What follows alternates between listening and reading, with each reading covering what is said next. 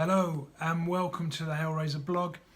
Ladies and gentlemen, if you enjoyed today's Hellraiser blog, please hit the thumbs up or even better still the subscribe button. Tonight's blog is about the weigh-in and how the weights fit, because I was actually surprised by both of these guys' weights. Pulev came in at 239.5 pounds. Joshua came in at 240 3/4 pounds. That's interesting. I mean, both of them coming in very light.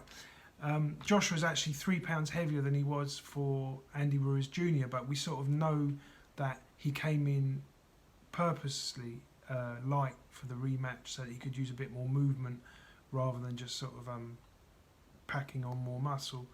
Pulev is 239.5. It's the lightest he's been for 10 years. He came in almost the same weight when he boxed Hughie Fury, but previous to that, he was actually a little bit heavier for Fury. The last time he was this light was 10 years ago. So I mean, that amount of weight does not just drop off a fighter. He's made a concerted effort to come down in weight. He showed a bit of spirit at the weigh-in. I mean, you know that the promoters would look like Eddie Hearn would probably have been trying to encourage Pulev to stir it up. You know, that equals more pay-per-view sales, more retweets, more sharing on social media. But Pulev did seem quite confident. I mean, confidence has never been his problem. I don't think that he's the sort of guy that I ever worried, like, you know, he's just going to turn up and roll over, not intentionally anyway. But I still have, you know, he's 40 years old. He's used to walking people down. Whether he can do that with Joshua, I don't know. So like I was saying, this fight, I think, rests with what kind of Anthony Joshua we see. If Anthony Joshua decides to box him for a few rounds, I can see him wearing down Kubrat Pulev. If Pulev tries to walk Joshua down, how he has done with pretty much every opponent he's ever boxed, this could be a quick fight. The fact they've come in lighter, I think, well, that might give Pulev a bit more of a chance of lasting more rounds. But the thing is, Joshua is also lighter, and my feeling is that Pulev will try to trap Joshua early on at close quarters, and that could be the start of the end for him.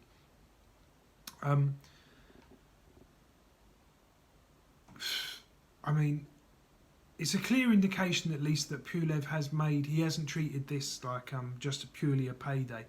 He's obviously trained hard. I would imagine he'll be fit. The thing is, my gut feeling is, no matter how hard he trains and how fit he is, he's still 40 years old. I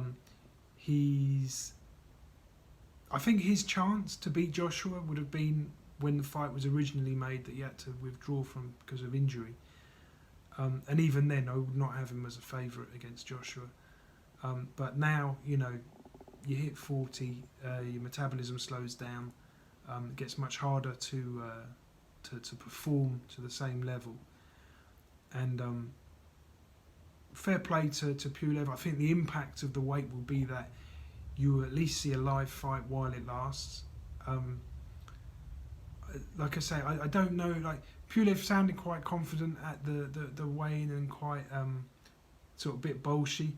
But the thing is, do you know what? I had Philip Bowes boxing in one of these no crowd, just TV for. It was when Philip Bowes boxed Akeem Ennis-Brown for the British and Commonwealth title, and all the people I was speaking to there said, "Yeah, it's a weird environment. You know, you're in here, and normally, even if I'm friends with the manager of the other boxer, if it's a very good friend, I'll go and have a chat with him. But normally, you just turn up, and I don't really want to be that friendly to the other side. I don't want to be unfriendly to them, but I don't really want to be overly friendly, because I know in a day's time, I'll be sort of wishing for their downfall, and it's not really, you know, what I want to be doing. Not really me. I just want to go and enjoy the the event and be friends afterwards. Once they've boxed, then I can wash all of that away. I find it very stressful actually. It's a lot of things to focus on and make sure that things go to exactly. It's boxing manager's job. You know, you make sure that you're as much of the strain as possible is taken off your boxer, so he has the conditions as best as possible. But when you're in that enclosed environment, so Pulev's team and Joshua's team will have been in the same hotel for the whole time. Difficult to be, you know, you're all interested in boxing, you're normally quite decent people, and the animosity, look, one guy from Bulgaria, why would he have any animosity for someone that he's never really met before in London? We'll see tomorrow. My gut feeling is Joshua's jab will be the key to it. He used the jab to negate the pressure coming from Pulev. He'll use that jab to actually force Pulev onto the back foot, force Pulev to gamble by coming in from far out. And when he does, I think Joshua will probably strike. And it's nice. I was a tall, skinny boxer. When you're doing that, you know, you can sense the frustration in your opponent as he can't get close, and you keep popping him, and then as you come out, and Joshua is a master at catching guys coming in. So the fact that I think Pulev now 40 years old, the fact he's a little bit lighter might help him a bit, but I still think he'll be too slow for Joshua, and we'll walk on to a big shot earlier probably rather than later. I'm a little bit biased, but okay, touch wood, that's what we see from Joshua tomorrow. If you've enjoyed the blog, please hit the subscribe button and enjoy the fight, guys. See you then. Bye-bye. Bye-bye.